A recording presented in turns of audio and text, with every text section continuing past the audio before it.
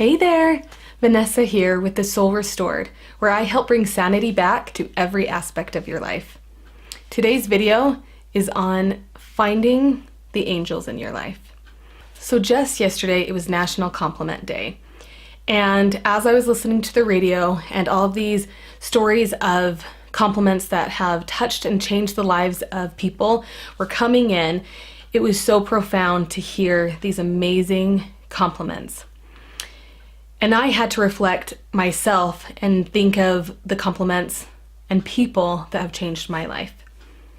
As I was adding to this list of all these compliments that were flooding in, I was thinking of not only the compliments that meant so much to me, that really profoundly touched my soul, but the people who gave them.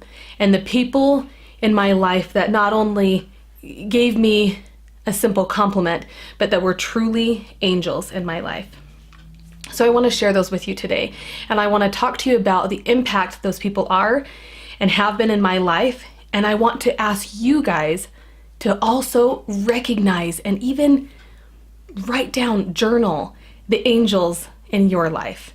Because as we recognize this, not only does it help us to realize that God knows us, that these people that are in our lives love us, that they came into our life to bless us, to validate us, to comfort us, and help us to feel of worth and love and belonging, and to realize that we are lovable.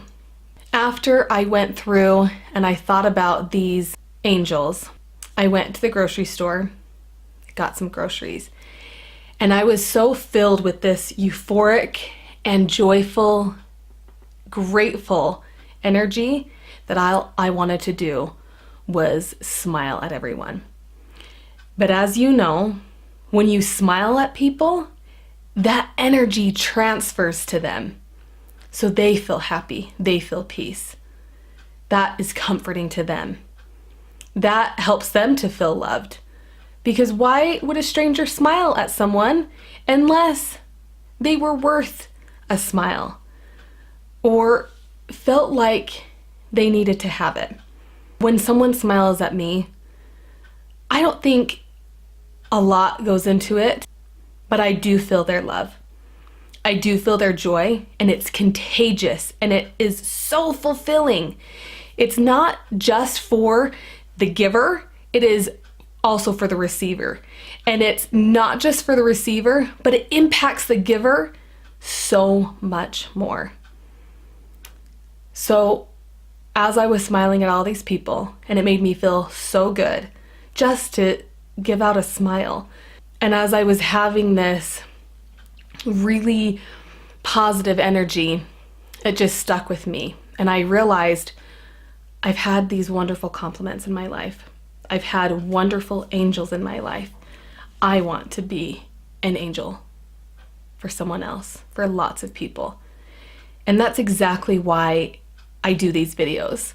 I do these videos because I'm just praying that I will be able to impact someone, that I will be able to change their life, prevent them from going down the same path that I did, and comfort them and guide them through if they are going down that path.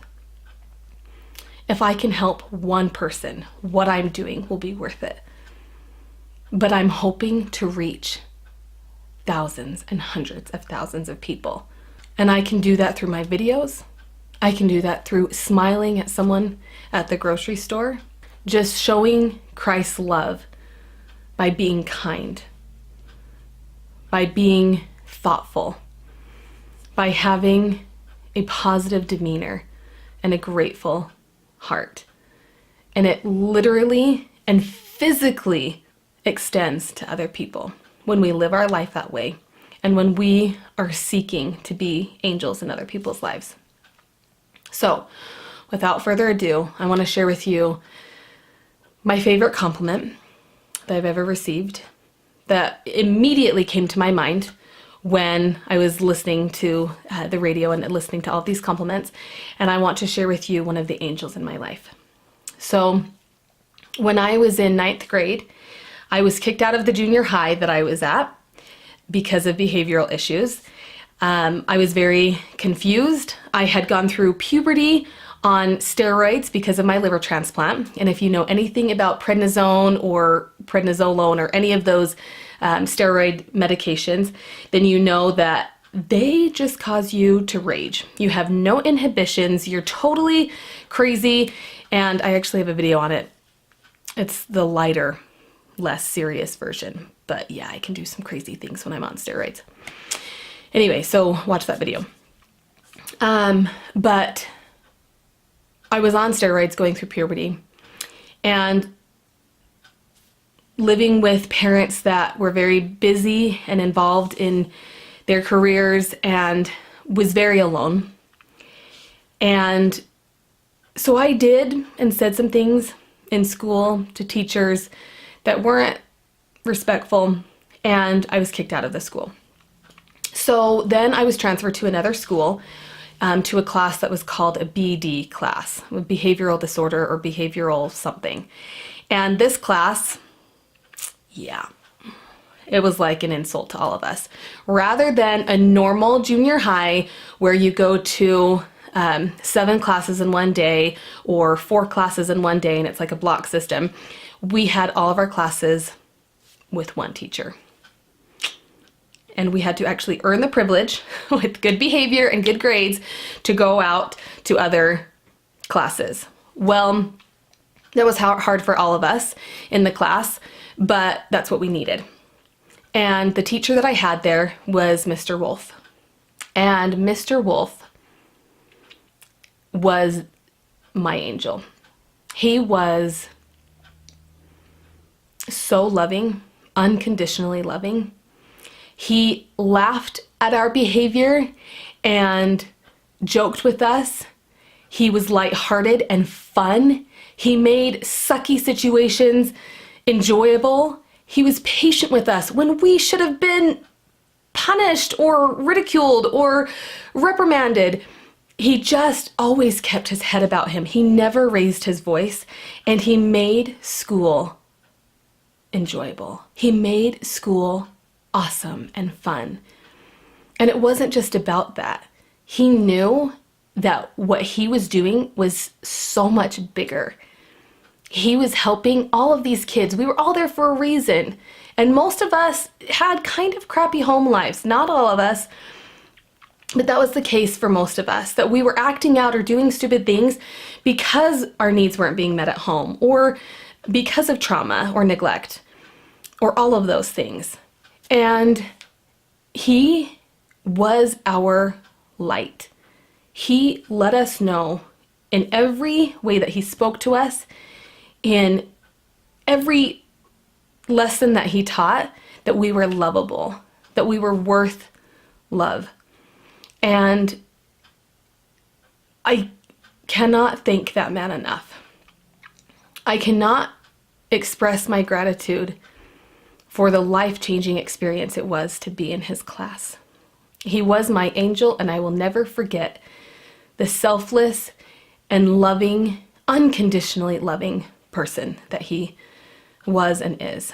And I only wish that I could find him to tell him that myself.